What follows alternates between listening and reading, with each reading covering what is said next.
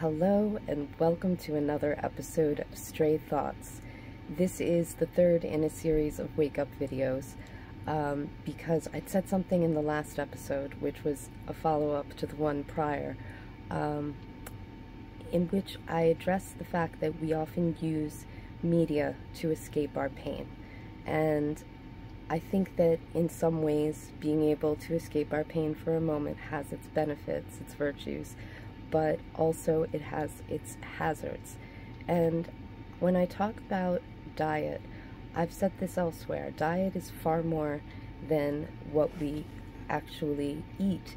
It's everything we consume in terms of the company we keep, the environments we inhabit, it's the media we consume. It's all of these things contribute to our total diet, and we are what we eat, right? And so I think that there are many ways in which the media we consume is actually making us very sick. It's a little more obvious when you talk about, say, a porn addiction, or even now people are seeing how watching the news compulsively is having very negative effects on people. I've seen it in mental health spaces, particularly around narcissism, where people become obsessed with the stories and the diagnostics, and it doesn't get them forward. It actually just seems to dig them in deeper where they are. And I've seen it also with people looking at lifestyle content and seeing people flying first class to drive their fancy cars to the finest restaurants with the sexiest people on their arms, and feeling like, oh, I should be doing that. That's living the big life. And if for you it is, if you believe that we are embodied beings meant to have a physical experience and that's the purpose in your life, fine. But if you believe in connection, in contribution, in legacy, this is going to rob you of that. That's not in alignment with your values, and it's going to cause dissonance. And if you go chasing it, you're investing time and energy in something that you could be using toward fulfilling your own actual values. But by watching this, you get the idea that that's not good enough, and we end up with a sense of insufficiency also, which is probably not helping our total mental and emotional state. And comparison, just comparison being the thief of joy.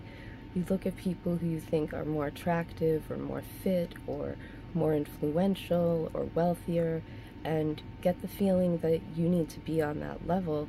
Instead of competing with ourselves, we start competing with these improbable ideals, which are not even ultimately real. Anybody who can really exemplify one of those things has probably sacrificed something else in their life for it, maybe everything else.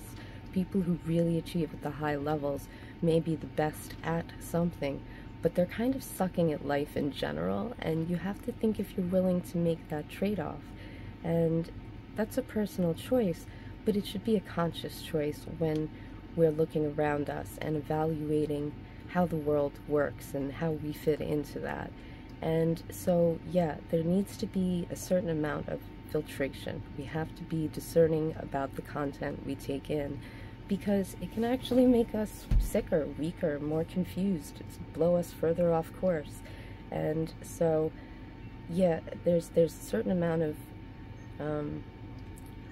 restrictive dieting called for, but it's also essential that we're bringing in the vital nutrients we need to live. And I think that we can use that same time and attention we give to the media that's making us not as much of who we can be, and find the media that really does help us to become who we are and fully actualize that. And there's so many good people out here working to help give insight and guidance and tools and support, and communities grow up around that, and there's so much to be gotten there, that I think that it's not about digital media being problematic. It's about how selective and judicious we are in what we give our attention to. And it's not just the expenditure of time and energy in the form of attention. it's also making ourselves vulnerable to messaging that can either help us or hurt us. It's the same as eating. Eating's not good or bad. It's how much are you eating? What are you eating? How much junk is in there? How much nutrition is in there? And to really just be more cognizant of how, yes, our physiology matters, and our actual diet, hydration, sleep, all of these fundamentals are critical, but they don't stand alone. We can be checking every block on that list and still coming up short if we take our well-rested, well-hydrated butts over to drool in front of a screen at things that are contaminating our thinking and polluting our spirits and souring our goodwill toward others and twisting our perspectives of our perceptions of ourselves. And it's very powerful, and I think we should try to handle it with care and handle ourselves with care, and do find a way to train the algorithm. It's your algorithm. Go train it. Make it work for you.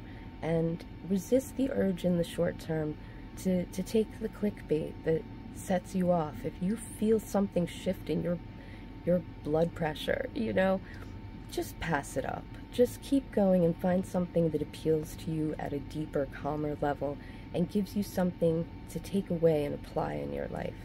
And I hope there's something here that you can take away and apply, and that we can all find better health and better avenues forward.